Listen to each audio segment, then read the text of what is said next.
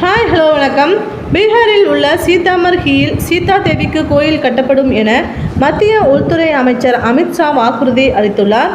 பீகார் மாநிலம் சீதாமர்ஹியில் நடைபெற்ற பேரணியில் தேசிய மத்திய உள்துறை அமைச்சர் அமித்ஷா வாக்கு வங்கியை கண்டு பாஜக பயப்படுவதில்லை, அயோத்தியில் ராமர் கோவிலை கட்டிய பிரதமர் மோடிக்கு சீதா தேவி பிறந்த இடத்தில் பெரிய நினைவிடம் கட்டும் பணிதான் எஞ்சியிருக்கிறது. ராமர் கோயில் இருந்து ஒதுக்கி கொண்டவர்களால் இதை செய்ய முடியாது. ஆனால் பீகாரின் சீதாமர்ஹியில் சீதா தேவிக்கு ஒரு கோயிலை கட்ட முடியும் என்றால் அது நரேந்திர மோடியால் மட்டும்தான் முடியும் என்று தெரிவித்தார்.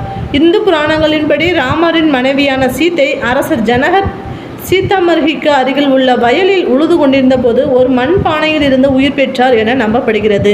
இந்த ஆண்டு ஜனவரியில் பிரதமர் நரேந்திர மோடியில் தலைமையில் அயோத்தியில் ராமர் கோவில் கும்பாபிஷேக விழா நடைபெற்ற நிலையில் தற்பொழுது சீதாதேவி கோயிலுக்கான வாக்குறுதியை அமித்ஷா அளித்துள்ளார்.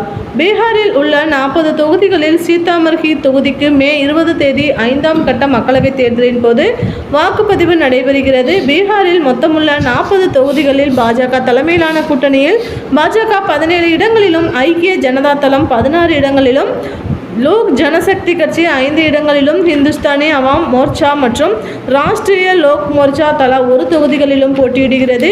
இந்தியா கூட்டணியில் ஆர்ஜேடி 23 தொகுதிகளிலும், காங்கிரஸ் கட்சி 9 தொகுதிகளிலும், சிபிஐ 3 தொகுதிகளிலும், இசான் கட்சி 3 தொகுதிகளிலும், சிபிஐ மற்றும் சிபிஐ கட்சிகள் தலா 1 தொகுதிகளிலும் போட்டியிடுகிறது.